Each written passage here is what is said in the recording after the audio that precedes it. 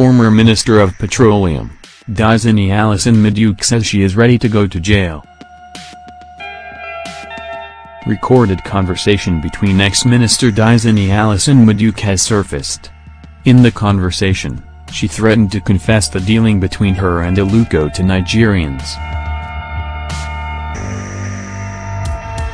She said she is ready to go to jail but not alone, as she will drag other co-conspirators. Former Minister of Petroleum, Alison-Madueke has been caught in yet another corruption scandal, and this time she reportedly said she is ready to spill the beans.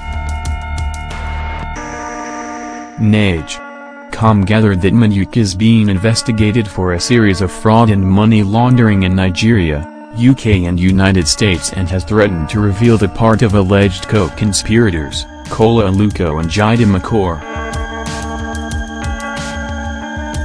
In a recorded conversation recovered by investigators probing the corrupt allegations against Madueke, she claimed to be ready to say her part in the alleged fraud.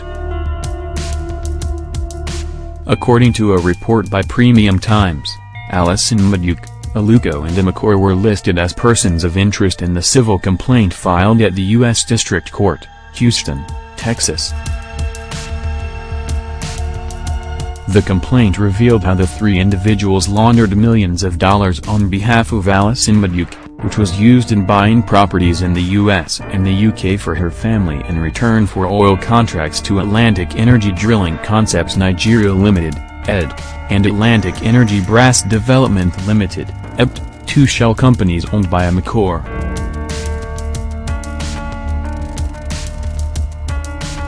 Madueke, in the recorded conversation, could be heard saying, "You and Jide, that is, Makor, had some of the most support that we could possibly give. At a time when we're not doing anything else, we stuck our necks out regarding this and we supported it." Inaudible, how the two of you have ruined it is incredulous and incredible to all of us. I spoke to you several times about your general behavior, acquisition of assets, etc., asking you to be a bit more careful because, Inaudible, will start following you. I remember we had this open discussion more than once. You kept telling me that there was no issue because you did it in a certain way, you did it in a certain, and I kept telling you that it doesn't matter how you do it. Once you start acquiring at a certain level, then you'll be whether you like it or not, whether it was done in the most transparent, you understand? Manner or not, because they will want to trace where it came from. This is an age of terrorism. If you want to hire a yacht, you lease it for 2 weeks or whatever. You don't go and sink funds into it at this time when Nigerian oil and gas sector is under all kinds of watch, as we have been for some time, and where Atlantic, that is, EDC and or EBT, itself has been the subject of all kinds of speculation.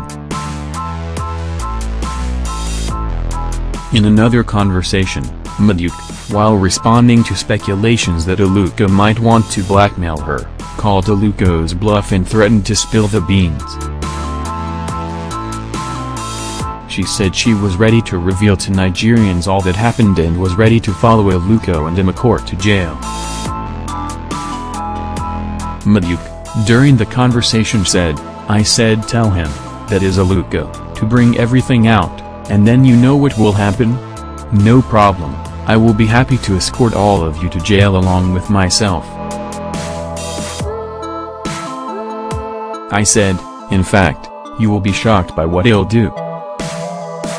Because when it comes to that, I will come out and tell the Nigerian people this is what happened. Oh, yes, I will blame myself, but it, Inaudible, place and everything. Anything they want to say, I am happy to go.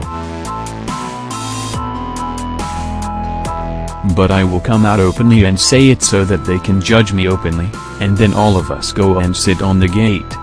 Let us see who survived, Inaudible, me or you."